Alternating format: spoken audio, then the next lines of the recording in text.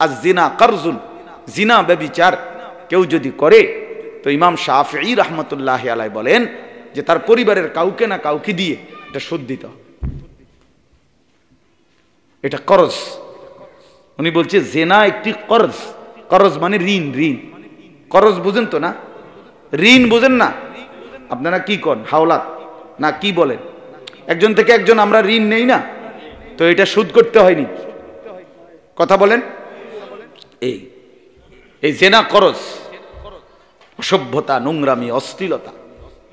এই যে অনেক যুবক মনে করে ফুর্তি করে, নাচ গান, কোনো মেয়ের সাথে প্রেম, অবৈধ সম্পর্ক, অপদার্থ বোঝে না যে সে তার জীবন শেষ করে দিচ্ছে, একদিন তাকে এটার সুদ দিতে হবে। হ্যাঁ, আজ তো পরের মেয়ের সাথে, পরের বোনের সাথে অন্যায় করলো, যেদিন ঘরের স্ত্রী শুনবে, দেখবে, বুঝবে যে নিজের স্ত্রী অসভ্য, দুশ্চরিত্র, সেদিন বুঝবে দুনিয়া কারে বলে, সেদিন বুঝবে জিন্দিগি কত কষ্টের। যার স্ত্রী অসৎ তার জীবনটা, দুনিয়াটাই জাহান্নামের আগুন, বুঝেন নাই? যার বেডি 2 নম্বর তার জীবন পুরাটাই কি 4 নম্বর। হ্যাঁ বেটা শেষ মনে করেন, উনি শেষ। হ্যাঁ, বাইরের পৃথিবী মানুষ না জানলে কি হবে, নিজে ধুকে ধুকে মরে, নিজে ধুকে ধুকে মরে। এই জন্য আল্লাহ তাআলা কোরআনুল কারীমের মধ্যে সবক দিয়েছেন, বারবার বারবার বলছেন আল্লাহ তাআলা, বিভিন্ন ঘটনা আল্লাহ তাআলা উল্লেখ করছেন। এক ইবলিস একটা সেজদা দেয় নাই, কোরআন শরীফে 8-10 বারের মতো এই কথা এটা আছে, একই কথা বারবার আল্লাহ বলছে, ইবলিস সেজদা দিল না, ইবলিস সেজদা দিল না, ইবলিস সেজদা দিল না। মানে কি পরিমাণ নারাজ হয়েছেন আল্লাহ যে এই কথাইটা আল্লাহ তাআলা বারবার বলছে, বারবার উল্লেখ, বিভিন্ন সূরাতে এই কথাইটা আছে। কেন? সেজদা না দেওয়া, নামাজ না পড়া, আল্লাহকে সেজদা না দেওয়া আল্লাহর হুকুম, এটা এতটা অপরাধ, মারাত্মক যে আল্লাহ তাআলা এটা মোটেই পছন্দ করে না, মোটেই পছন্দ করে। এই মনে করেন ইবলিস, তাকে আগের দিনও কেউ কোনোদিনও তাকে শয়তান বলা হয় নাই, এই যেদিন সেজদা দেয় নাই সেদিন থেকে তাকে শয়তান বলা হয়। আল্লাহ তাআলা বলেন আজকের থেকে তুই শয়তান, কেন? সেজদা দিলি না। ফখরুজ ফাইন্নাকা রাজিম, আল্লাহ তাআলা বলছেন তুই বের হ, তুই বের হ না ফরমান, ফাইন্নাকা রাজিম, তুই অভিশপ্ত। এজন্য যে সেজদা দেয় না সে অভিশপ্ত। আপনাদের যাদের সন্তান নামাজ পড়ে না, এটা অভিশপ্ত, অভিশপ্ত সন্তান। চট্টগ্রাম হাটহাজারী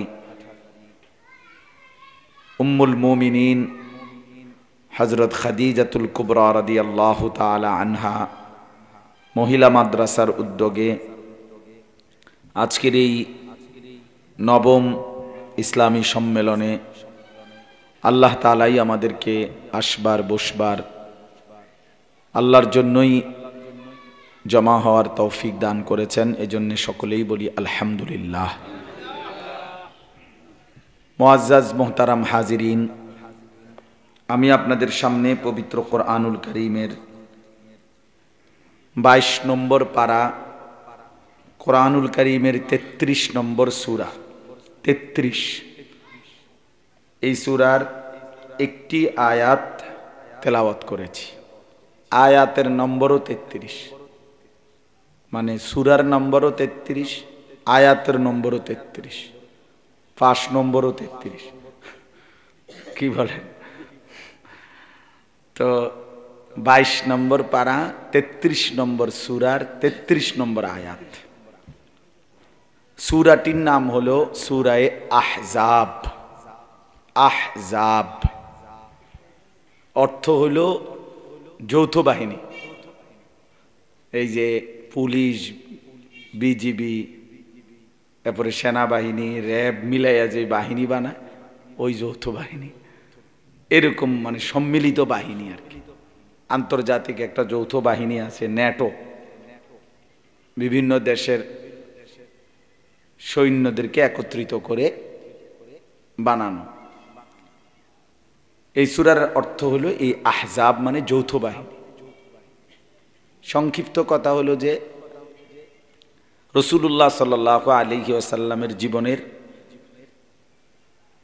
তৃতীয় যেই যুদ্ধটি, মদিনায় যাওয়ার পরে নবীজি সাল্লাল্লাহু আলাইহি ওয়াসাল্লাম মক্কার কাফেরদের সাথে যে যুদ্ধগুলো করেছিলেন, তন্মধ্যে প্রসিদ্ধ যুদ্ধ তৃতীয় নম্বরের যেটা, ওটাকে আমরা স্বাভাবিকভাবে খন্দকের যুদ্ধ বলি।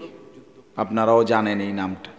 বদরের যুদ্ধ প্রথম বড় যুদ্ধ, এরপরে হলো উহুদের যুদ্ধ, এরপরে হলো খন্দকের যুদ্ধ। এটা হলো 3 নম্বরে বড় যুদ্ধ হয়েছে মক্কার কাফেরদের সাথে। এই যুদ্ধের আরেকটা নাম হলো আহজাবের যুদ্ধ, মানে খন্দকের যুদ্ধও বলা হয়, আবার আহজাবের যুদ্ধও বলা হয় এটাকে। মানে হলো রাসূলুল্লাহ সাল্লাল্লাহু আলাইহি সাল্লামের বিরুদ্ধে, মদিনার মুসলমানদের বিরুদ্ধে ওই যুদ্ধে মক্কার কাফেররা নিজেদের কুরাইশ বাহিনী যে কয়জন ছিল এটা ছাড়াও আশেপাশের বিভিন্ন অঞ্চল থেকে, গোত্র থেকে সৈন্য তারা সংগ্রহ করছে। কারো কাছ থেকে 200, কারো কাছ থেকে 1000, কারো কাছ থেকে 700, 800, বিভিন্ন গোত্র থেকে, আশপাশের বিভিন্ন অঞ্চল থেকে সৈন্য সংগ্রহ করছে। প্রত্যেককে একটা একটা মনে করেন ভাড়া নিছে আর কি, সৈন্য একটা একটা আশ্বাস দিছে, তোমা করে এই দেমু ওই দেমু ইত্যাদি ইত্যাদি, যার সাথে যেভাবে চুক্তি করা দরকার ওইভাবে চুক্তি করে আরো অতিরিক্ত সৈন্য মুসলমানদের বিরুদ্ধে দল ভারী করার জন্য এই ভাড়া নিছে। তো এই সব মিলাইয়া তখন মক্কার কুরাইশরা মোট 10,000 সৈন্য একত্র করছে। এর মধ্যে মক্কারও আছে, আশপাশের অঞ্চলেরও আছে। তো এই সব একত্রিত হওয়ার কারণে এটারে যৌথ বাহিনী বলে, আহজাব। তো এই 10,000 সৈন্য নিয়ে আবু সুফিয়ানের নেতৃত্বে তারা আসছে মদিনায়। আর আল্লাহ নবী সাল্লাল্লাহু আলাইহি ওয়াসাল্লাম সাহাবায়ে কেরামের সাথে পরামর্শ করে, বিশেষ করে একজন উল্লেখযোগ্য সাহাবী হযরত সালমান ফারসি রাদিয়াল্লাহু তাআলা আনহু, ওনার পরামর্শক্রমে সাহাবীদের সকলের সিদ্ধান্তে নবী সাল্লাল্লাহু আলাইহি ওয়াসাল্লাম এই 10,000 সৈন্য মক্কার যে দিক দিয়ে ঢুকবে মদিনায়, এই ঢুকবার প্রবেশ মুখে লম্বা আপনার গভীর গর্ত খনন করছে। এই গর্ত খনন করা, এটার এই কয় খন্দক। খন্দক মানে গর্ত খনন করা। এরকম লম্বা, মনে করেন খাল যেরকম খাল কাটে এইরকম লম্বা গর্ত খনন করছে। এমন গর্ত গভীর হইছে যে একটা ঘোড়া যদি পড়ে যায় আর উঠতে পারবে না, এত গভীর। আবার এতটা প্রশস্ত করছে, পাশ এত বেশি করছে যে একটা ঘোড়া জোরে লাফ দিলেও ওই পাশে আসতে পারবে না। এতটুকু চওড়া, এতটুকু গভীর, তার মানে অনেক গভীর এবং অনেক চওড়া। 3,000 সাহাবী দিন রাত মেহনত করা এই 20-24 দিনের মধ্যেই এই বিশাল লম্বা গর্ত খনন করছেন। রাসূলুল্লাহ সাল্লাল্লাহু আলাইহি সাল্লাম নিজেও এতে সরাসরি সশরীরে অংশগ্রহণ করছেন। নবী সাল্লাল্লাহু আলাইহি সাল্লাম এই বালু মাটি এগুলো নিজের মাথায় বহন করে ফেলছেন, কাজ করছেন। সারা শরীর বালুতে আবৃত হয়ে গেছে। সাহাবায়ে কেরাম অনেক নিষেধ করছেন আল্লাহ নবী সাল্লাল্লাহু আলাইহি সাল্লামকে, ইয়া রাসূলুল্লাহ আপনি তদারকি করলেই হবে, আপনি শুধু দাঁড়ায় দাঁড়ায় দিক নির্দেশনা দেন, আপনি কাজ করতে হবে না, আপনার তো কষ্ট হচ্ছে। আল্লাহ নবী সাল্লাল্লাহু আলাইহি ওয়াসাল্লাম বলছেন, আল্লাহুম্মা লা আইশা ইল্লা আইশাল আখিরাহ, আয় আল্লাহ এই দুনিয়ার আয়েশ আরাম এটা কোনো আরাম নয়, প্রকৃত আরাম আখিরাতের আরাম। ফাগফিরিল আনসার ওয়াল মুহাজিরা, এবং নবীজি বলছেন আয় আল্লাহ আমার আনসার এবং মুহাজির, মক্কা থেকে যারা আসছে, মদিনার যারা, আমার সব সাহাবীকে মাফ করে দেন। তো এইভাবে মক্কার কাফেররা 10,000 বাহিনী নিয়ে আসছে। রাসূলুল্লাহ সাল্লাল্লাহু আলাইহি সাল্লাম 3,000 বাহিনী নিয়ে এই পারে ছিলেন, তারা আর ভিতরে ঢুকতে পারে নাই, অবরোধ করে রাখছে। দীর্ঘ সময় পরে আল্লাহ তাআলা মুসলমানদেরকেই বিজয় দান করছে, মুসলমানরাই বিজয় লাভ করছে। তো আমার উদ্দেশ্য মূলত এই ঘটনাটা বলা না, এই জন্য সংক্ষেপ করে ফেললাম। অর্থ হলো ওই সূরার নামটা বলছি যে এই জন্য বলছি, সূরাটার নাম হলো আহজাব, এই যৌথ বাহিনীর যুদ্ধ, খন্দকের যুদ্ধ। তো এই সূরার শুরুতে খন্দকের যুদ্ধ সম্পর্কেও কিছু কথা আছে। কোরআন শরীফের একটা বৈশিষ্ট্য হলো কোরআনুল কারীমে বিভিন্ন সূরার নামটা যেটা, এটা যদিও একটি নির্দিষ্ট বিষয়কে ইঙ্গিত করে, কিন্তু পুরা সূরার আলোচনাটা শুধু ওই বিষয়ে না। এটা কোনো গল্পের বই না যে একটা কিচ্ছা বলতেছে তো এই কিচ্ছাটাই শেষ, তো এই কিচ্ছাটা একটা গল্প। এক দেশে এক রাজা ছিল, রাজার একটা ছেলে ছিল, ছেলের একটা ঘোড়া ছিল, ঘোড়াটা নিয়ে একদিন সে বনের দিকে যাইতেছিল। এই সমস্ত গল্প না, ফালতু কথা না। এই জন্য কোরআনুল কারীমের মূল মাকসাদ গল্প বলা না, কাহিনী বলা না। মাকসাদ হলো ইবরাত, উপদেশ দেওয়া, নসিহত দেওয়া, মাউআইজা, নসিহত, উপদেশ। এজন্য বিভিন্ন ঘটনা, বিভিন্ন ব্যক্তি, আল্লাহ তাআলার বিভিন্ন অনুগত বান্দা, অবাধ্য বান্দা, অনুগত জাতি, অবাধ্য জাতি, এরকম বহু ইতিহাসে পৃথিবীর শুরু থেকে নিয়ে বিভিন্ন ঘটনাবলী আল্লাহ তাআলা কোরআনুল কারীমে অংশ বিশেষ, প্রয়োজনীয় অংশ যেটুকুর মধ্যে নসিহত, উপদেশ আছে, অতটুকু উল্লেখ করছেন জায়গায় জায়গায়, এবং এইটুকু দরকার ছিল এর দূরে বলছেন। কোরআন শরীফে আছে, আল্লাহ তাআলা বলেন, লাকাদ কানা ফি কাসাসিহিম ইবরাতুল লিউলিল আলবাব, যারা বুদ্ধিমান বিবেকবান তাদের জন্য আমি আল্লাহ তাআলার বর্ণিত এই ঘটনাগুলোর মধ্যে উপদেশ রয়েছে, নসিহত রয়েছে।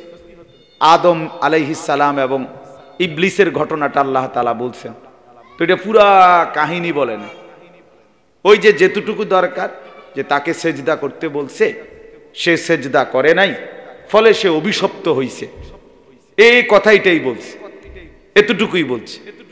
তো এই জন্য আল্লাহ তাআলা বলছেন উদ্দেশ্য হলো কোরআনে বিভিন্ন ঘটনা, ঐতিহাসিক তথ্যাবলী, এর অর্থ হলো ইবরাত, বান্দা যেন উপদেশ হাসিল করে। ফেরাউনের ঘটনা, নমরুদের ঘটনা, কারুনের ঘটনা, হ্যাঁ, কওমে নূহ আলাইহিস সালামের কওমকে আল্লাহ তাআলা পানিতে ডুবাইছেন, মুসা আলাইহিস সালামের কওম, ফেরাউনের কওম, এরপরে লূত আলাইহিস সালামের কওমকে আল্লাহ তাআলা মাটি উল্টায়া ধ্বংস করে দিয়েছেন। এগুলো কোরআনুল কারীমের মধ্যে অনেক আছে। ইউসুফ আলাইহিস সালামের ঘটনা, ইয়াকুব আলাইহিস সালামের ঘটনা, ইব্রাহিম আলাইহিস সালামের ঘটনা, তার বাবা আজরের ঘটনা, ইত্যাদি ইত্যাদি। উদ্দেশ্য কি বলেন? ইবরত। উদ্দেশ্য কি বলেন? ইবরত, নসিহত। কোরআনুল কারীমে আল্লাহ তাআলা বলেন, ফাকসুসিল কাসাসা লাআল্লাহুম ইয়াতাফাক্কারুন, হে নবী আপনি আমার এই ঘটনাগুলো বর্ণনা করেন আমার বান্দাদের কাছে, যেন তারা ফিকির করে, যেন তারা ভাবে যে আমার কি করা উচিত, কি করা অনুচিত। ফেরাউনের ঘটনা থেকে সবক নেওয়া, যে ক্ষমতা যত বেশি হোক তারপরও অহংকার করতে নাই। কারুনের ঘটনা থেকে শিক্ষা নেওয়া, সম্পদ যত বেশি হোক অহংকার করতে নাই। এরকম মনে করে সমস্ত অবাধ্য জাতির থেকে সবক নেওয়া, যে যত শক্তি থাকুক আল্লাহর নাফরমানি, অবাধ্যতা, গুনাহ একদিন না একদিন মানুষকে ধ্বংস করে দেয়। কোনো মিথ্যা, কোনো চুরি, ডাকাতি, জিনা, ব্যভিচার, মদ, জুয়া, নাচ, গান, অশ্লীলতা, সুদ, ঘুষ, জুলুম, অত্যাচার, এটা একদিন না একদিন একটা না একটা প্রজন্ম ধ্বংস হয়ে যায়। কেউ আল্লাহ তাআলা কোনো জালেমকে টিকায় রাখে না, একদিন না একদিন ধ্বংস হয়। 950 বছর পরেও কোনো জালেম ধ্বংস হয়, কেউ 100 বছর পরে, কেউ 30 বছর পরে। সবার জন্য ধ্বংস সমান বছর না, মানে যেই জুলুম করবে তো সেই 5 বছরের ভিতরে ধ্বংস হবে এমন কোনো আইন নাই। আল্লাহ তাআলাই জানেন কাকে কোন দিন ধ্বংস করবেন, কিন্তু প্রত্যেক জালেমের পতন নিশ্চিত। কথা বুঝছেন কিনা বলেন? হয় 950 বছর পরে হোক, আর নাই তো 100 বছর পরে হোক, আর নাই তো 50 বছর পরে হোক, আর নাই তো 70 বছর পরে হোক, আর নয়তো আমার দেশের 16 বছর পরে হোক। বুঝেন নাই কথাটা? কিন্তু জালেমের পতন কি নিশ্চিত, সময়ের ব্যবধান, 16 বছর হোক আর 70 বছর হোক। এজন্য কোন জালেম সে একাকী জুলুম করুক আর সামগ্রিক জুলুম করুক, সে ধ্বংস হবে। কোনো হারামখোর, সুদখোর, অবৈধ উপার্জনকারী, সে তার হায়াতে হোক অথবা তার পরিবার প্রজন্মের হায়াতে হোক কষ্ট পাবে, এতে কোনো সন্দেহ নেই, কোনো সন্দেহ নেই, কোনো সন্দেহ নেই। 40 বছর পরে হোক, 70 বছর পরে হোক, তার জেনারেশনের কেউ না কেউ এই সুদের পরিণতি ভোগ করতে হবে, এই মিথ্যার পরিণতি ভোগ করতে হবে।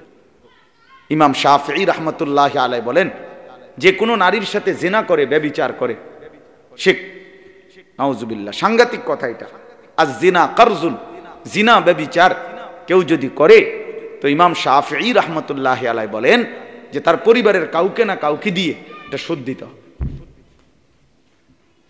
এটা করজ। উনি বলছে জেনা একটি করজ, করজ মানে ঋণ, ঋণ, করজ বুঝেন তো না? ঋণ বুঝেন না? আপনারা কি করেন, হাওলাত না কি বলেন? একজন থেকে একজন আমরা ঋণ নেই না, তো এটা শোধ করতে হয়নি, কথা বলেন। এই এই জেনা করজ, অসভ্যতা, নোংরামি, অশ্লীলতা। এই যে অনেক যুবক মনে করে, ফুর্তি করে, নাচ গান, কোনো মেয়ের সাথে প্রেম, অবৈধ সম্পর্ক, অপদার্থ বোঝে না যে সে তার জীবন শেষ করে দিচ্ছে, একদিন তাকে এটার সুদ দিতে হবে। হ্যাঁ, আজ তো পরের মেয়ের সাথে, পরের বোনের সাথে অন্যায় করলো, যেদিন ঘরের স্ত্রী শুনবে, দেখবে, বুঝবে যে নিজের স্ত্রী অসভ্য, দুশ্চরিত্র, সেদিন বুঝবে দুনিয়া কারে বলে, সেদিন বুঝবে জিন্দিগি কত কষ্টের। যার স্ত্রী অসৎ, তার জীবনটা, দুনিয়াটাই জাহান্নামের আগুন, বুঝেন নাই? যার বেডি 2 নম্বর, তার জীবন পুরাটাই কি 4 নম্বর। হ্যাঁ বেটা শেষ, মনে করেন উনি শেষ। হ্যাঁ, বাইরের পৃথিবী মানুষ না জানলে কি হবে, নিজে ধুকে ধুকে মরে, নিজে ধুকে ধুকে মরে। এই জন্য আল্লাহ তাআলা কোরআনুল কারীমের মধ্যে সবক দিয়েছেন, বারবার বারবার বলছেন আল্লাহ তাআলা, বিভিন্ন ঘটনা আল্লাহ তাআলা উল্লেখ করছেন। এক ইবলিস একটা সেজদা দেয় নাই, কোরআন শরীফে 8-10 বারের মতো এই কথাটা আছে, একই কথা বারবার আল্লাহ বলছে, ইবলিস সেজদা দিল না, ইবলিস সেজদা দিল না, ইবলিস সেজদা দিল না। মানে কি পরিমাণ নারাজ হয়েছেন আল্লাহ, যে এই কথাইটা আল্লাহ তাআলা বারবার বলছে, বারবার উল্লেখ, বিভিন্ন সূরাতে এই কথাইটা আছে। কেন? সেজদা না দেওয়া, নামাজ না পড়া, আল্লাহকে সেজদা না দেওয়া আল্লাহর হুকুম, এটা এতটা অপরাধ, মারাত্মক, যে আল্লাহ তাআলা এটা মোটেই পছন্দ করে না, মোটেই পছন্দ করে। এই মনে করেন ইবলিস, তাকে আগের দিনও কেউ কোনোদিনও তাকে শয়তান বলা হয় নাই, এই যেদিন সেজদা দেয় নাই সেদিন থেকে তাকে শয়তান বলা হয়। আল্লাহ তাআলা বলেন আজকের থেকে তুই শয়তান, কেন সেজদা দিলি না? ফখরুজ ফাইন্নাকা রাজিম, আল্লাহ তাআলা বলছেন তুই বের হ, তুই বের হ নাফরমান, ফাইন্নাকা রাজিম, তুই অভিশপ্ত। এজন্য যে সেজদা দেয় না সে অভিশপ্ত। আপনাদের যাদের সন্তান নামাজ পড়ে না, এটা অভিশপ্ত, এটা অভিশপ্ত সন্তান।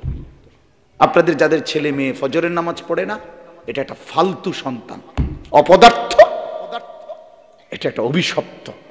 তার দ্বারা দুনিয়ারও কিছু আশা করেন না, এই নাফরমান থেকে আখিরাতের কিছু আশা করেন। আখিরাতের কিছু তো নাই, দুনিয়ারও কিছু আশা করেন না। হ্যাঁ, আল্লাহ তাআলা বলছেন ইবলিস তুই সেজদা দিলি না, ফাইন্না আলাইকাল লানাতা ইলা ইয়াউমিদ্দিন, কিয়ামত দিবস পর্যন্ত তোর উপরে আমি আল্লাহর লানত। 1-2 দিন, যেদিন থেকে সেজদা দেয় নাই বললে সেদিন থেকে কিয়ামত দিবস পর্যন্ত তোর উপরে আল্লাহর লানত। এজন্য বেনামাজির উপরে আল্লাহর লানত, বেনামাজির উপরে আল্লাহর গজব, আল্লাহর লানত, আল্লাহর লানত। তা মালউন অর্থাৎ যে লানতের যোগ্য, আল্লাহর পক্ষ থেকে যার উপরে লানত পড়ে তারে বাঁচাবে কে? আল্লাহর পক্ষ থেকে যে অভিশপ্ত এই হাইওয়ান, তারে বাঁচাবে কে? তার জীবনে আছে কি আর? আল্লাহর রহমের নজর থেকে যে সরে গেল, তার জীবনে আর 2 পয়সার মূল্য, একটা কুকুরের মূল্য থাকতে পারে, জন্তু জানোয়ারের মূল্য থাকতে পারে, তার কোনো মূল্য নেই। আল্লাহ তাআলার নজর থেকে যে পড়ে যায়। এই জন্য বাপ নসিহত, উপদেশ গ্রহণ করা। কোরআনুল কারীম আল্লাহ তাআলা এইভাবে বারবার বলছে যে বান্দা আমি বারবার ঘটনাগুলো দোহরাইলাম, বারবার বললাম তোমরা যেন সবক নিতে পারো, শিক্ষা গ্রহণ করতে পারো। আমরা কোরআনুল কারীম আল্লাহ তাআলা আমাদের জন্য নসিহত হিসাবে দিয়েছেন, মাউইজা, রাহমত, কোরআন, হুদান, হেদায়েত, বুশরা, সুসংবাদ, বাসায়ের, অন্তর্দৃষ্টি সম্পন্ন জ্ঞান। বহু শব্দ আছে কোরআনে, মানে এক কোরআনের বৈশিষ্ট্য। আহসানাল হাদিস, সর্বোত্তম কথা। মুতাশাবিহান, সাদৃশ্যপূর্ণ কথা। আল্লাহ তাআলা মাসানি, বারবার তেলাওয়াতকৃত কালাম। পৃথিবীতে আর কোন কিতাব আছে এত বেশি পড়া হয়? ঠিক না? বলেন ভাইবা, দেখে আছে এর সমকক্ষ? কাছাকাছি তো নাই। এই জন্য বাপ আল্লাহর কোরআন পড়বেন। কোরআনুল কারীম যারা পড়েন না, পড়তে পারেন না, আপনি জীবনটা একটা ফালতু জীবন। আপনি কতরি ভাত শুধু শুধু খাইলেন। কোরআন শরীফ দেখে দেখেও পড়তে পারেন না, বয়স্ক হন আর জওয়ান হন, স্কুলে পড়েন আর কলেজে পড়েন আর ইউনিভার্সিটি পড়েন আর কিছুই পড়েন নাই, এগুলো কোনো বিষয় না। আপনি মুসলমান অথচ আল্লাহর কোরআন পড়তে পারেন না, দেখে দেখেও আপনি একটা বোবা মানুষ। মনে রাখেন, আমার নাম আনিসুর রহমান, আমি কইছি, যদি মনে না থাকে আমার নাম আবার জিঙ্গাই লইয়েন, কে জানি কইল হুজুরটা। আপনি হলেন একটা বোবা বোবা মানুষ। আপনি শুধু শুধু কথা বাকিগুলো বলছেন, বাকি কথাগুলো না বললেও দুনিয়া ভোগ করতে পারতেন। হ্যাঁ, বোবা মানুষও ভাত খায় না, বোবা মানুষও ঘুম যায়, বোবা মানুষও বিয়ে করে, বোবা মানুষেরও বাচ্চা কাচ্চা হয়, বোবা মানুষও পেশাব পায়খানা করে। তো কাজে বাকি দিত কথা না কইও সারণ যায়। বুঝেন নাই আমার কথাটা? তো জবান মালিক দিলেন, আল্লাহ তাআলার দেওয়া চোখ, আল্লাহ তাআলার দেওয়া জবান। আল্লাহ বলবে আলাম নাজআল লাহু আইনাইন ওয়া লিসানান ওয়া শাফাতাইন। আল্লাহ বলবেন, বলেন, আল্লাহ বলে বান্দা আমি কি তোমাকে দুইটা চোখ দেই নাই? ওয়া লিসানান, এই জবান, এই কথা বলার যোগ্যতা, এটাকে আমি দেই নাই? ওয়া শাফাতাইন, দুইটা ঠোঁট আমি দেই নাই? হায় বান্দা, আমার দেওয়া চোখ, আমার দেওয়া জবান, আমার দেওয়া ঠোঁট আমার নামই পড়তে পারো না, আমার কালামই পড়তে পারো না, কিত্তাবাত খাইলা। হ্যাঁ, শেষ বয়সটা মিয়া সাহেব, অনেক বয়স্ক চাচারা আছেন, শুধু শুধু পান খাইয়া শেষ করে লাইলেন, বন খাইয়া, চা খাইয়া, শুধু শুধু গপ মাইরা শেষ করে ফেলছেন। এই টাইমটাও শিখতে পারত, যদি কলিজার মধ্যে থাকতো, দিলের মধ্যে মহব্বত থাকতো, তো বুড়া বয়সেও শিখা সম্ভব। কয় না আমার আর এখন আর হায়াত নাই, আমার আর এখন হুজুর কইয়া লাভ নাই, বয়স হয়ে গেছে, আমার এই বয়স নাই। কোন বয়স নাই? এখন যেহেতু বয়স নাই তো খানা বন্ধ করে দেন। আপনার যেহেতু আর এই বয়স নাই, মাশাআল্লাহ খানা তো বন্ধ নাই। চাচা, হ্যাঁ আপেল খাইবেন নি? কয় দাও না। মালটা দাও, দুইটা দাও। হ্যাঁ, খানা মাশাআল্লাহ ঠিক আছে। দুনিয়া রাক্ষসাই দুনিয়া ভোগ করতে রাজি, আখিরাতের ব্যাপারে কুয়ায়, এই সমস্ত কুয়ানি কোনো অর্থ নাই। আমার কথা সাফ কথা। কেন শিখবেন না মালিকের? আল্লাহর দেওয়া জবানের হক কি আদায় করলেন? আল্লাহর দেওয়া জবানের শুকর কি আদায় করলেন? আল্লাহর দেওয়া এই চোখের কি শুকর আদায় করলেন? মালিকের কালামই পড়তে পারলেন না, আল্লাহর কোরআনই পড়তে পারেন না। এর চাইতে বড় ব্যর্থ জিন্দেগি আর কি হইতে পারে? চারিদিকে এত মাদ্রাসা, কি বলবে মুসলমান? আমি মাথায় ধরে না আমার কোনোদিন। এই সময়ের মুসলমান কেমনে জবাব দিবে হাসরের ময়দানে? কি বলবে যে বেটা 1 কিলোমিটারের মধ্যে 10টা মাদ্রাসা আছে? বাংলাদেশের এমন কোন গলি নাই আলহামদুলিল্লাহ যেখানে কওমি মাদ্রাসা নাই। এটা মালিকের ইহসান ও করম। কোন গলিটা আছে বলেন? একটা ইউনিয়ন বলেন যে এই ইউনিয়নে কি নাই? কওমি মাদ্রাসা নাই। একটা গ্রাম বলেন গ্রামে গ্রামে এলাকায় এলাকায় ছেলেদের জন্য মেয়েদের জন্য আলহামদুলিল্লাহ মাদ্রাসা মাদ্রাসা মাদ্রাসা। এত হাফেজ, এত আলেম, এত ইমাম, এত খতিব, এত মাদ্রাসার উস্তাদ চারিদিকে থাকার পরে আপনার আমার এখানে একজন মানুষ আসেনি যার আত্মীয় 14 গোষ্ঠীর মধ্যে কেউ হুজুর নাই, এমন এখন আর পাওয়া যায় না। একসময় থাকতে পারত। এখন প্রত্যেকের ফ্যামিলিতে 2, 4, 5, 10 জন কি আছে, মৌলানা আছে। তাহলে এত চতুর্দিকে এত সুন্দর ব্যবস্থাপনা থাকার পরেও আল্লাহর কোরআন শিখতে পারলেন না। কামটা করলেন কি? কামটা করলেন কি? বন্ধু আমার, নওজোয়ান সাথী, তোমাদেরকেও বলি ভাই, জেনারেল শিক্ষায় যারা পড়ছেন তাদেরকেও বলি, মিয়া জেনারেল শিক্ষার এই সবগুলো পড়া, বাংলা, অঙ্ক, ইংরেজি, পদার্থ, জীববিজ্ঞান, উচ্চতর গণিত যাই পড়ছেন, এগুলো পইরা উপার্জন করার একটা ভদ্রচিত নিয়ম কানুন শিখছেন। এগুলো যদি আপনি নাও পড়তেন, দুনিয়া পুরা ভোগ করতে পারতেন। হ্যাঁ হ্যাঁ, ভোগ করতে পারতেন। অসংখ্য মূর্খ বকলম নাম দস্তখত করতে জানে না এমন অসংখ্য কোটি কোটি মূর্খ মানুষ তামাম দুনিয়া ভোগ করছে। বাড়ি, গাড়ি, নারী, বিয়া, বিল্ডিং, টাইলস, ক্ষমতা, রাজনীতি, মাতবরি সবই করতে আছে। মূর্খ টিপসইও দিতে জানে না, এমন নাই? কথা বলেন, এমন নাই?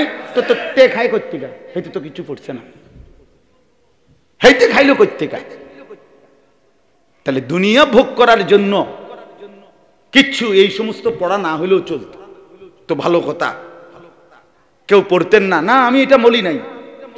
এর অর্থ কি জেনারেল পড়া বন্ধ করে দিতেন এটা বলছি না, মানে বুঝাইতে চাইলাম আপনি এই পড়াটুকু না পড়লেও দুনিয়া কি করতে পারতেন, ভোগ করতে পারতেন। দুনিয়া চলতো, দুনিয়া চলতো, কিন্তু আখিরাত তো চলবে না। আল্লাহকে না চিনলে, মালিকের কালাম না পড়লে, আল্লাহকে সেজদা না করলে, আল্লাহর গোলামি না বুঝলে আখিরাত তো চলবে না। দুনিয়া তো আল্লাহ তাআলা অনুগত, অবাধ্য, ইমানদার, নাফরমান, কাফের, মুশরিক, বেঈমান সকলকে আল্লাহ তাআলা দুনিয়া খাইতে দেয়, ভোগ করতে দেয়। কিন্তু আল্লাহ তাআলার ফয়সালা এটা নবী বলছেন, আখিরাতে পরকালে চোখ বন্ধ হইলে মৃত্যু থেকে নিয়ে শুরু করে পরবর্তী জিন্দেগিতে কোন নাফরমান বেঈমানকে আল্লাহ তাআলা এক ঢোক পানিও পান করতে দিবে না। আখিরাত মামুর বাড়ি না, হাসরের ময়দান এটা আমনে চাচার শ্বশুর বাড়ি না। আপনি এটা মস্কারি করবেন, হ্যাঁ মসজিদে টাকা 10,000 দিয়ে বেহেশতে চলে যাবেন না, বেহেশত এটা 2টা রুম না। আপনি কি মনে করছেন, কি মনে করছেন? আমি একবার একজনকে জিজ্ঞাসা করছি, চাচা কোরআন শরীফ পড়তে পারেন? দেখে দেখা, আল্লাহর রহমত আমার 3 জন নাতি হাফেজ। ওটা কেরামতি কয়, এইটা নিয়ে আপনার জিজ্ঞাসি, মিয়া আপনি 3 নাতি হাফেজ। আপনারা বলছি আপনি কোরআন শরীফ শুদ্ধ পড়তে পারেননি, হাবড়া কয় বড়া 3 নাতি হাফেজ। তার মানে বেহেশতে আমি যাইতাম না তো যাইবে কি? বেহেশতে যাই না, লোকে তো নাই। ওনারে বেহেশতে দেওয়ার জন্য উনি বিড়ি খাবে, চা খাবে, চা দোয়ানে টেলিভিশন দেখবে, সুদের টাকা গণবো, কিস্তির টাকা গণবে, বাটপারি সিটারি করবে, অথবা কথায় কথায় গালি দিবে, অথবা আল্লাহর নাফরমানিতে লিপ্ত থাকবে, আর এমনি বেহেশতে চলে যাবে। না বাপ, এত সহজ না। চলেন, রাগ হইেন না। অর্থ হইল এই কথা বুঝানো, জওয়ান বুড়ো, নারী পুরুষ, মুসলমান মাত্রই আল্লাহর কালাম শেখা উচিত, ঠিক কিনা বলেন? আজকে এই সময়টা কাজে লাগান, এখন থেকে সিদ্ধান্ত নেন যে হুজুরে এত বড় এর দূরে একটা ফোলা হুজুরে এত বড় শক্ত কথা কইল, বেটা যা ফইরিয়ে এলাম কোরআন শরীফ। তো আমি তো চাই আপনার সেত উঠক, কথা বুঝেন নাই? আমি তো এটাই চাই আপনার একটা জিদ উঠক, জিদ উঠটা আপনি শিক্ষালান না, অসুবিধা কি? তো আপনি বাইচা গেলেন। আল্লাহ তাআলা আমাদেরকে তৌফিক দান করেন। এটা মহিলা মাদ্রাসা, খাদিজাতুল কুবরা রাদিয়াল্লাহু তাআলা আনহা মহিলা মাদ্রাসা। এই জন্য আমি মূলত এই সূরার এই আয়াতটা পড়ছি আপনাদের সামনে। আমি আসলে মিরসরাই প্রায় 1.5 ঘন্টা থেকে 1.5-2 ঘন্টা জ্যামে পড়েছিলাম। ওইখানে একটা বড় জনসভা হয়েছে, রাস্তা মাস্তা আটকায়া রাখছে। মাগরিবের নামাজের পরে গিয়া এই রাস্তা ছাড়ছে অনেকক্ষণ। সে আসরের সময়, আমি আসরের একটু পরেই ওইখানে বসে রয়েছে। এমন মানে কোনো দিকে ডানে বামে যাওয়ার আর কোনো সুরত ছিল না। এই কারণে আটকাই, নাহলে আমার মাগরিবের পরেই বয়ান করার কথা ছিল।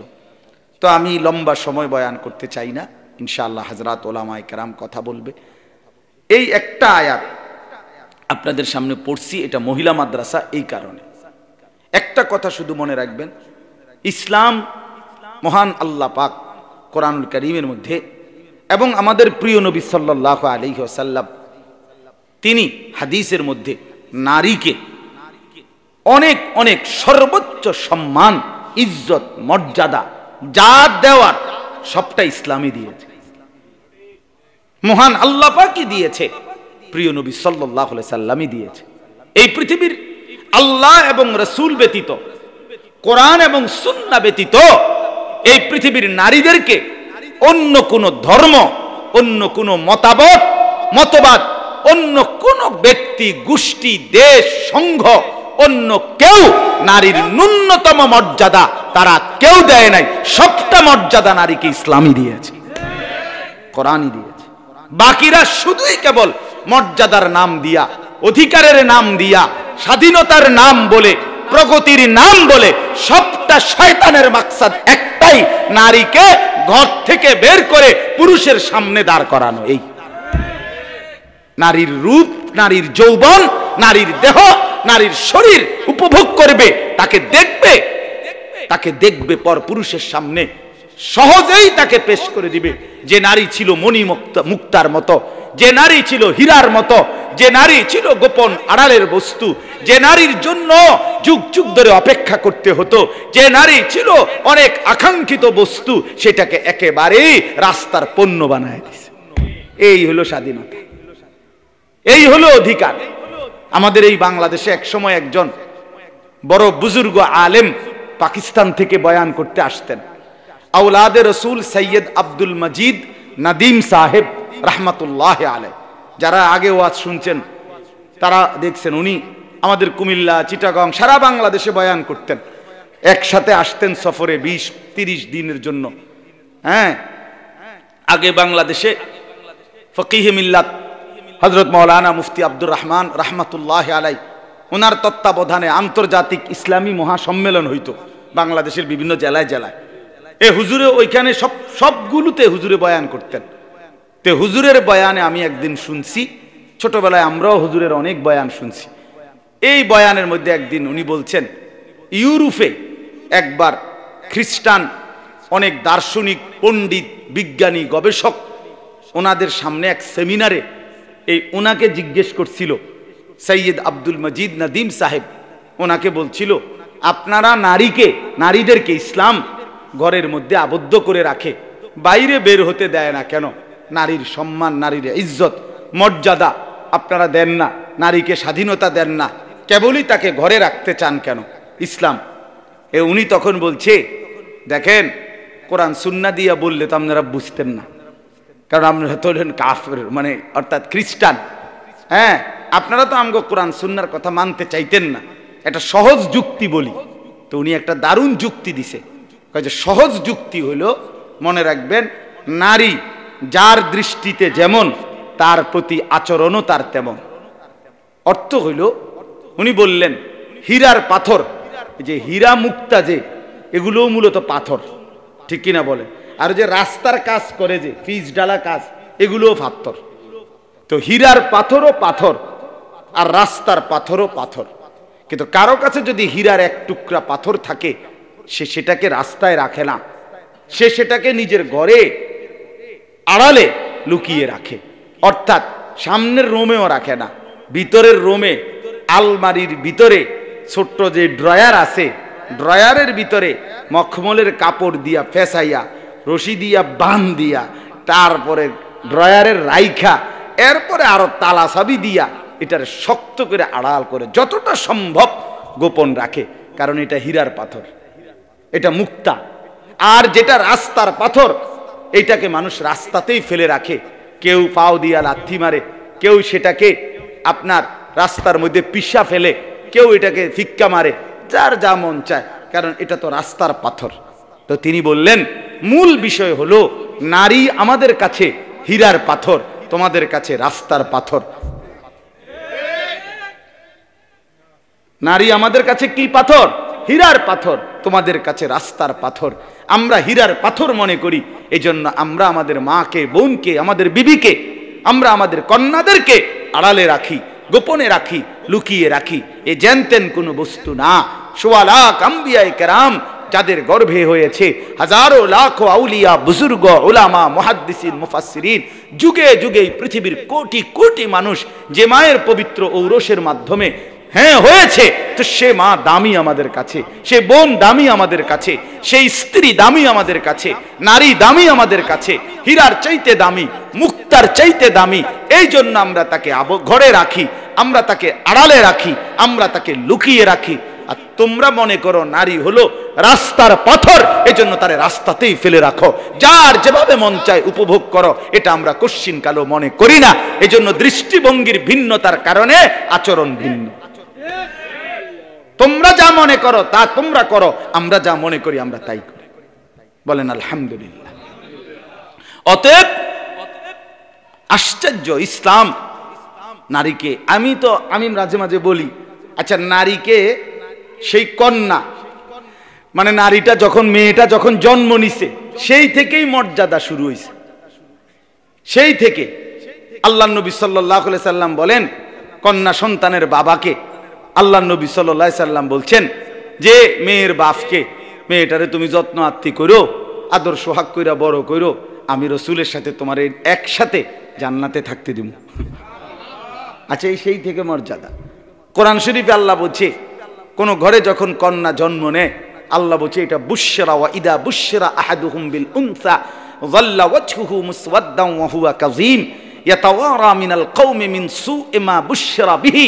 আল্লাহ দুইবার কোরআনে বলছে কোন ঘরে কন্যা সন্তান জন্ম নেওয়া এটা তাবশীর, এটা সুসংবাদ, সুসংবাদ, সুসংবাদ।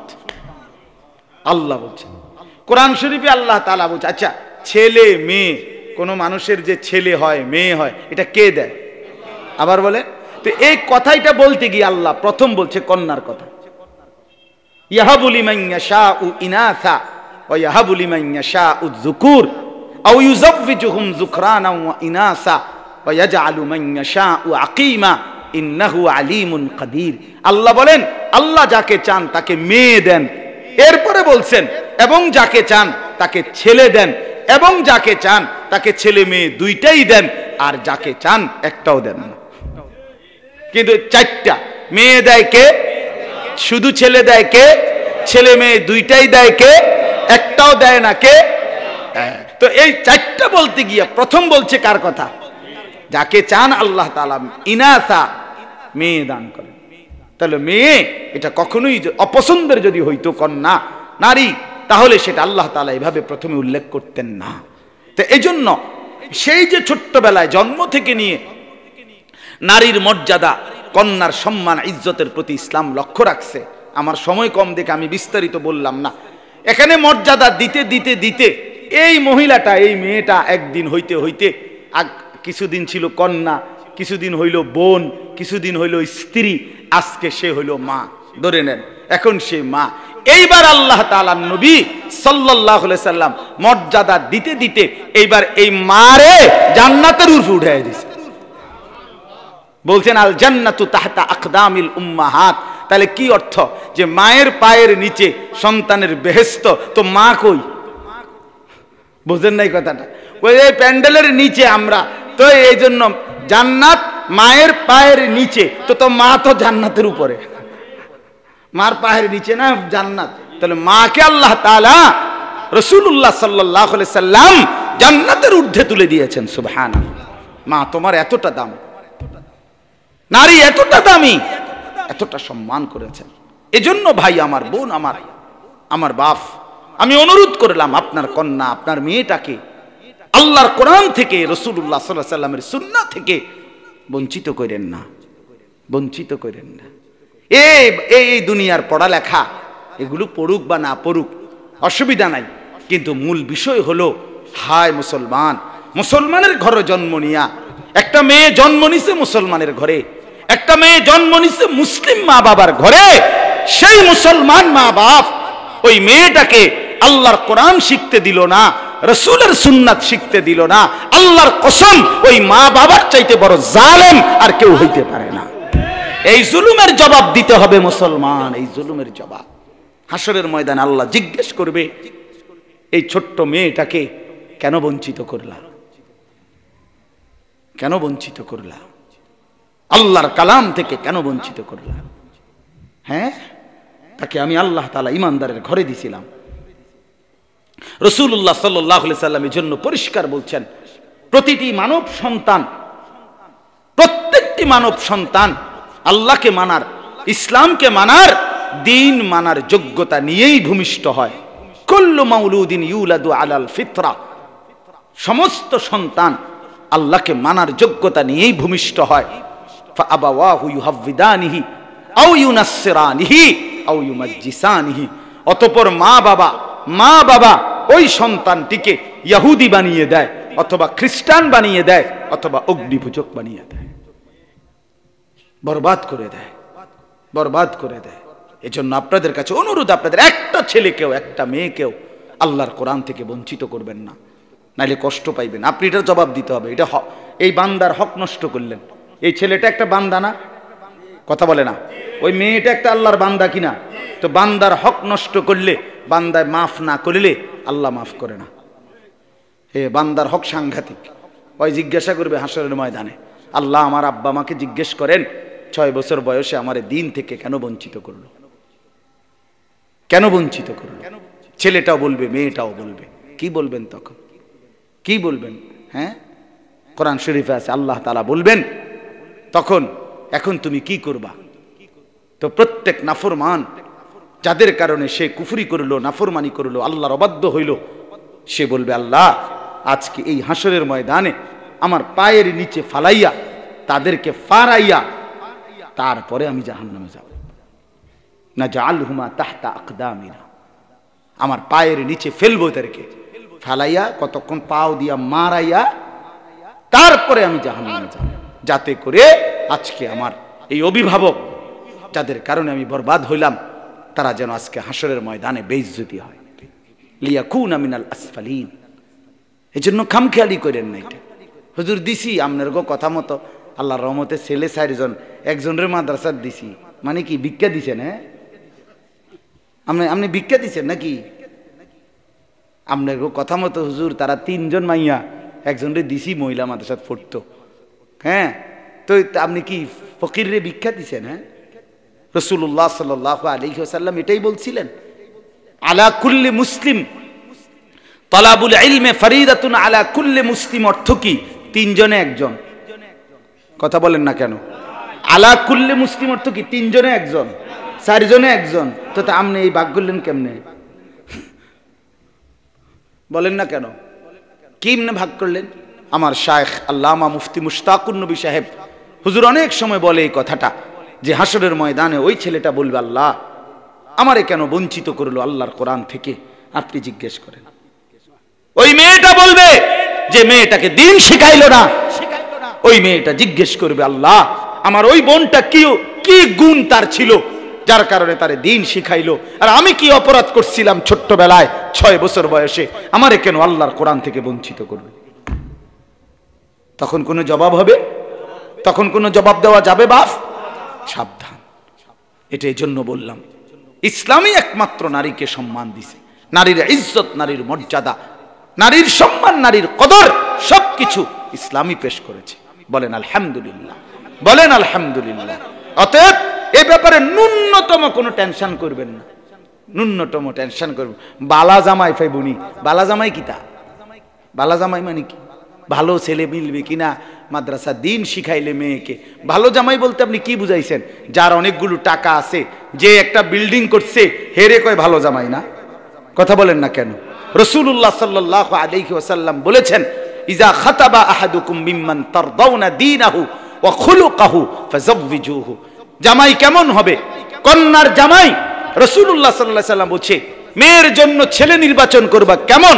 যার দিন এবং যার আখলাকের ব্যাপারে তুমি সন্তুষ্ট, তার কাছে কন্যাকে বিবাহ দাও। যার মধ্যে দিন নাই, যার মধ্যে আখলাক নাই, যার মধ্যে সেজদা নাই, আল্লাহর বন্দেগী নাই, আল্লাহর গোলামি নাই, তার কাছে কেন? এই জন্য দয়া করে এটা খেয়াল করা, ওই ছেলে ভালো ছেলে যে ছেলের দ্বীন আছে, যে ছেলের আখলাক আছে। রাসূলুল্লাহ সাল্লাল্লাহু আলাইহি ওয়াসাল্লাম বলছেন, তুনকাহুল মারআতু লিআরবাইন, লিহাসাবিহা ওয়া লিমালিহা ওয়া লিজামালিহা ওয়া লিদীনিহা ফাদফার বিযাতিদ দ্বীন তারিবাত ইয়াদাক। আল্লাহর নবী বলছেন, মানুষ চার কারণে নারীকে বিয়ে করে, মহিলাকে বিয়ে করে মানুষ চারটা দেখে। কেউ বংশ দেখে, কেউ সৌন্দর্য দেখে, কেউ সম্পদ দেখে, কেউ দ্বীন দেখে। আল্লাহর নবী বলেন, আমার উম্মত, আমি তোমাদেরকে ওসিয়ত করছি, তোমরা নারী, তোমরা পুরুষরা দ্বীন দেখা, দ্বীনদারি দেখা নারীকে বিবাহ করো, নাই তো তারিবাত ইয়াদাকা। আল্লাহর নবী এরপরে একটা সাংঘাতিক কথা বলছে, যদি আমার কথাটা না মানো তো আল্লাহ তোমারে বেইজ্জতি করুক। রাসূলুল্লাহ সাল্লাল্লাহু আলাইহি ওয়াসাল্লাম বলছে, আল্লাহ তোরে বেইজ্জতি করুক, তোর হাত তোর চেহারা ধুলিমলিন হোক, মানে তুই লাঞ্ছিত হইল। এই জন্য আপনাদের কাছে আমি অনুরোধ করলাম, আপনারা প্রত্যেকেই ছেলেকে দ্বীন শিখান, মেয়েকে দ্বীন শিখান। বলেন ইনশাআল্লাহ, বলেন ইনশাআল্লাহ। একটা ছেলে মেয়েকেও বঞ্চিত করবেন না, বলেন ইনশাআল্লাহ। ওসিয়ত করে যাবেন, ওসিয়ত করে যাবেন যে আমার বংশের প্রতিটা বাচ্চাকে দি, ছেলেকে বলে যাবেন বাবা, মেয়েকে বলে যাইবেন দ্বীন শিখাইবা। আলহামদুলিল্লাহ, আমরা 5 ভাই 3 বোন 8 জন, আমরা 8 জন ভাই বোনের এই মুহূর্তে প্রায় 24 জন ছেলে মেয়ে আছে আমাদের। এই 24 জন সকলেই মাদ্রাসায় পড়ে। আমরা 5 ভাই মাদ্রাসায় পড়ো। আল্লাহ ঠকায়, আমরা বিল্ডিং আছে, আমরা সাইয়াই যায়, টাইলসও আছে, আমরা সোফাও আছে, খাট আছে, 2টা ফ্রিজ আছে বড় বড়, ফ্যান আছে, লাইট আছে, সুইচ আছে, ভাত আছে, তরকারি আছে। আপনি কোনটা দরকার? আপনি একেবারে বেশি কি উল্টাই লাইছেন একবার, আরে বাপরে, আপনি একবারে দুনিয়ায় খুব কামাই কইরা আপনি খাটে শোধেন, আমরা মাটির তলে ঘুমাই। কথা বলেন না কেন? তো তাইলে আল্লাহকে মাইনা, দ্বীন মাইনা, আল্লাহর কোরআন শিখে কি ক্ষতি হইল? কোনটা না হইল? আপনি কোনটা বেশি খাইয়া ফেলছেন? আপনারা যদি ভাত খাইয়া দুনিয়াদার বড় হয়, তো আমরা সিরা খাইয়া বড় হয়েছি নাকি? তো তাইলে আমরা দুনিয়া বুঝি না কি?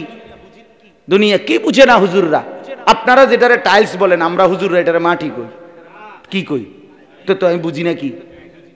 সাধারণ মানুষ যেটারে ফাঙ্গাস মাছ কয়, আমরা বলি এটা তেলাপিয়া মাছ। তো আমরা বুঝি না কি? সবই তো বুঝি মিয়া, না বুঝার কি আছে? সিটারি বাটফারিও বুঝে, সুদ ঘুষও বুঝে, সবই বোঝে, শুধুমাত্র আর সাথে একটা অতিরিক্ত জিনিস বোঝে, সেটা হলো আমাকে আল্লাহর কাছে যেতে হবে, আখিরাতে যেতে হবে, আমারে হিসাব দিতে হবে। খোদার কসম, এটা বুঝে বলেই দিনদার ওলামায়ে কেরাম নাফরমানি করে না, হারাম রোজগার করে না, অল্প দিয়েই খোদার গোলামি করে জান্নাতের আশায় অপেক্ষা করে। এই জন্য আমরা বুঝি না, এটা এমন না, না বুঝার কিচ্ছু নেই, দুনিয়া সবাই বোঝে। আল্লাহ আমাদেরকে মাফ করে দেন। শেষ কথা হইল, আমি শুধু আয়াতের তরজমা বলি, একজন নারীর প্রতি আল্লাহর হুকুম কি একটাই বলছে, আপনি তখন বুঝবেন আপনার মেয়ে, আপনার কন্যা, আপনার বোন, আপনার স্ত্রীর ব্যাপারে আল্লাহর হুকুমটা কি, মুসলিম নারীর দায়িত্ব কি।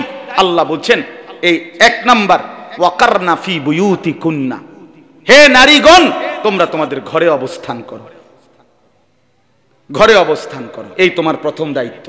2, ওয়ালা তাবাররাজনা তাবাররুজাল জাহিলিয়াতিল উলা, যদি একান্ত প্রয়োজনে বাহিরে যেতে হয় তো অজ্ঞ মূর্খ জাহিল নারীদের মতো বেপর্দা বেহায়া বের হইও না, শরীয়ত সম্মত শতভাগ পর্দা করে তারপরে বের হও। 2, 3, ওয়া আকিমনাস সালাহ, 5 ওয়াক্ত নামাজ আদায় করো। 4, ওয়া আতিনাজ যাকাত, বছর শেষে হিসাব করে যাকাত প্রদান করো। তোমার স্বর্ণ আছে, গহনা আছে, অলংকার আছে, জমাকৃত টাকা আছে, কোন আলেমে দিন থেকে জিজ্ঞাসা করে নিয়ে তার যাকাত আদায় করো। 5 নাম্বার, ওয়া আতিইনাল্লাহ ওয়া রাসূলা, আল্লাহ এবং তার রাসূলের পূর্ণ আনুগত্য করো। খালাস, নারীর প্রতি আল্লাহর হুকুম কি করো? ঘরে অবস্থান করো, অজ্ঞ মূর্খদের মতো বাইরে যেও না, যদি যেতে হয় শরীয়ত সম্মত পর্দা করে বের হও। 5 ওয়াক্ত নামাজ পড়ো, বছর শেষে হিসেব করে যাকাত প্রদান করো, সর্বাবস্থায় আল্লাহ রাসূলের কি করো? আনুগত্য করো। আল্লাহ বলেন, ইন্নামা ইউরিদুল্লাহু লিয়ুযহিবা আনকুমুর রিজসা আহলাল বাইতি ওয়া ইউতাহহিরাকুম তাতহীরা। আল্লাহ তাআলা বলেন, নারীর প্রতি আমি আল্লাহ এই হুকুম কেন দিলাম?